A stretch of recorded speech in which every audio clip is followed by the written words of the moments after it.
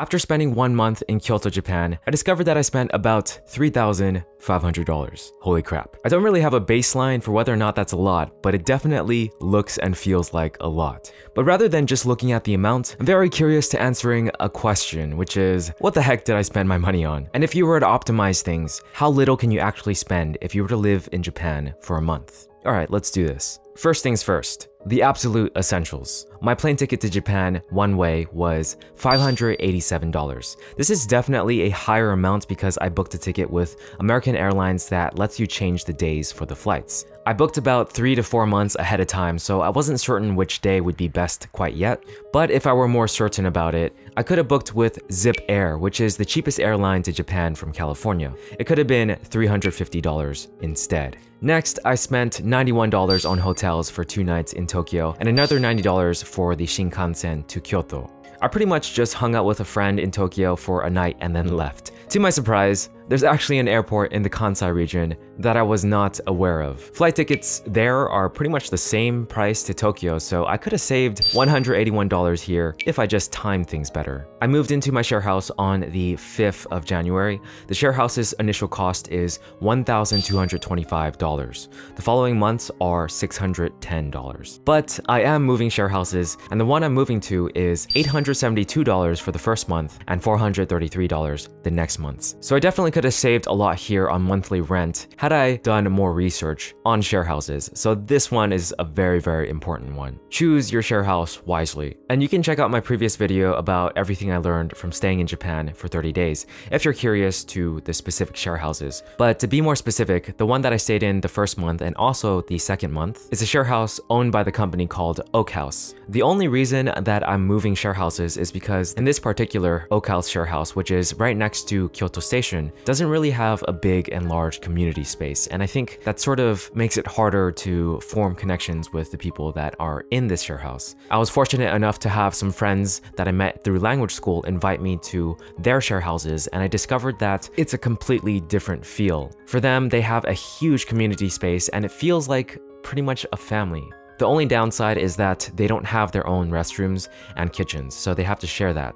But for the one that I'm staying in right now, you have your own toilet and also your own kitchen. So there are definitely pros and cons, and it makes sense that this one has a higher price. And honestly, my stay here so far in this share house has been quite nice overall, like the room itself. Other than the really uncomfortable pillow that I had to replace and the super small desk, everything else is pretty nice. It's spacious, it's warm during the winter, and it also has an AC unit if you're planning on coming in the summer. And overall, my stay here has just been really comfortable. And there are definitely nice people that are in the share house. It's just the community space that is small. I'll go ahead and leave a link down below for the share house that I'm currently staying in that's called Oakhouse. If you decide to use my link, you'll get 5,000 yen off. But the share house that I'm about to move to is called Borderless. Until I've fully lived there and experienced it, I won't really talk too much about it. Just know that they're generally cheaper. Okay, so far I already spent $1,993 on just getting to Japan and having places to stay at.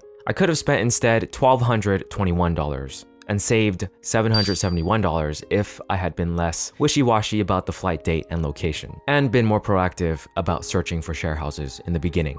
Okay, moving on to food, which is another essential. I spent $743 on just food alone in a month. Divide that into 30 days and you get about $25 per day that I spent on food. And I must confess, I do not cook, so this number doesn't surprise me. Also, another confession, I definitely splurged and ate at some fancy places. But let's say you're doing your best to budget. I've learned that you can buy a sandwich and a rice ball that's pretty filling for me for about 600 yen total at a konbini or a convenience store, which is about $4. I've also heard that you can buy these things in bento boxes at a supermarket for cheaper.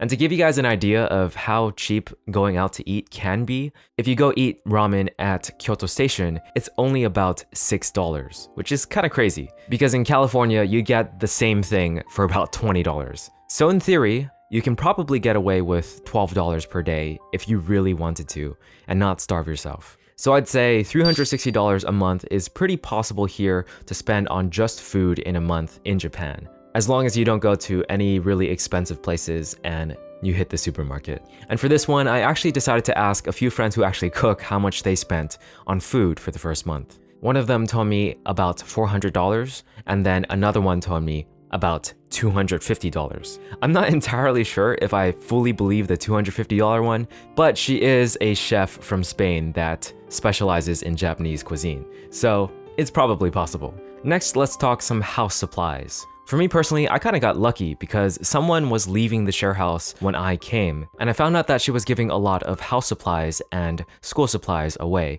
Stuff like laundry detergent, laundry bags and bins, blankets, pillows, and so on. So for me, this actually was about only $50. And I ended up buying like a mini keyboard for about $30 as well. So this was only about $80 total. So I think in this category, I pretty much optimized it as best as possible. I'll say the potential savings for this one is 0. Alright, moving on to transportation. I spent about $144 on more or less local transportation. I'm not counting the Shinkansen that I counted earlier. And for this one, you can actually save a lot more money if you're going to language school by getting a commuter pass. It's not actually under the category of university, but it's in the business category. I learned about the commuter pass a bit late, but it can be very effective on saving you some money if you travel back and forth between 2 stations. The amount of money that you pay for the commuter pass is determined by the stations that you choose. And if you have a Suica card already, you can use it as your pass. The one I got is for 1 month, but had I known about it from the beginning and stayed in the same share house, I could have gotten the 3-month commuter pass and saved a lot more money.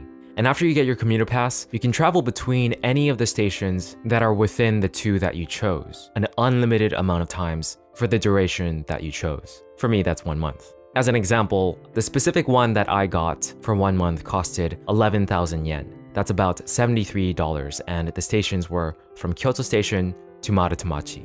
Anyways, some of my transport cost was also to go to Osaka and Kobe in the first month. So let's say instead of $73, I'll say the potential amount spent could have been $85, had I known about all of these things from the beginning. Alright, let's move on to things that are not essentials. Let's start with Japanese language school, which I spent $1,400 for the school and books. But that's for a total of 3 months. So let's split that into 3 and we have $466. For this one, you don't necessarily need to go to Japanese language school at all to live here in Japan if you don't want to spend the money on it. So let's just assume this cost to be 0 if you're trying your best to live here on a tight budget. All right, we have the last thing on the list, the last category. This is exploring, entertainment, and basically miscellaneous things. And for me, this ended up mainly being going to round 1, karaoke stuff, going to zoos, aquariums, temples, and mostly like entry fee stuff. And for me, this ended up only being about $87. That's probably because temples and entry fees in general here are actually not that expensive. I'd say a temple visit for one of the more popular ones are usually around 500 to 600 yen. That's about $3 to $4. And I want to say that the potential savings here is like the whole amount that you can spend 0 on this, but honestly, you're here in Japan. You should definitely spend at least a little bit. So I'm gonna make this $30 as the potential that you could have spent if you skip the stuff like the aquariums and karaoke in round 1 and just go to the more like signature places for Kyoto or just Japan, like the temples, shrines. Shrines are actually free, so you don't have to pay anything to go to them. So you could stick to those, but there are definitely temples and other places that are worth checking out that do cost a fee. And there you have it. We have all the numbers, so let's go ahead and add them up. You already know the final amounts, but how much could we have actually spent? Have we been very, very optimal and budgeting? $3,513 is the amount that we spent. And based on my calculations, $1,776 is the amount we could have spent. So that's a difference of about $1,736. Definitely not a small amount. I could have saved a good amount of money had I known the things I know now. I also want to add a bonus tip that I think can be very helpful on saving money. Firstly, if you're planning on living in any major prefectures like Kyoto, Osaka, or Tokyo, you will be able to use credit card the majority of the time, assuming that you have the right credit card company. For me, I use the Chase Sapphire Preferred card, which has no foreign transaction fee. I also believe that the normal Amazon Visa card has no foreign transaction fee since I've used it in Singapore before. That's an easy one to get if you use Amazon. And overall, I'd say 95% of my expenses are with credit card. There are still a few places that accept cash only, so definitely still carry it around with you, just in case. Anyways, it was fun to look back on the month and see how much I spent. I actually talked to my other American friend who also doesn't cook, and he spent a very similar amount to me. So hopefully some of these numbers can shed some light on some questions that you guys have if you're curious about living in Japan. Let me know in the comments down below if you have any questions about any expenses and if I missed something drastic. For this video, like I said, I spent 95% of expenses using my credit card, so I just looked at that for the numbers. But I definitely took into account some of the things that I used cash for. Either way, I hope this video could help some of you guys out there. If it did, consider liking and subscribing. I'll catch you guys in the next one. Peace.